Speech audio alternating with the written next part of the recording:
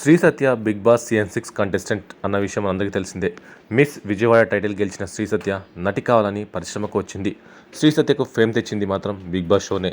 Big boss తర్వాత cinema offers వస్తాయి అనుకుంటే అది జరగలేదు. ప్రస్తుతం బులితెరకే పరిమితమవుతుంది. కాగా ఇటీవల శ్రీ సత్య మీద ఓ ఆరోపణ వచ్చింది.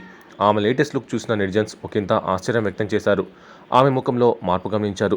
శ్రీ సత్య పెదాలు గతానికి భిన్నంగా కనిపించాయి. దీనిపై పలు కామెంట్స్ సోషల్ మీడియా వేదికగా వినిపించగా దానిపై స్పందించింది. పెదవులకు సర్జరీ చేయించుకున్నట్లు ఆమె ఒప్పుకున్నారు.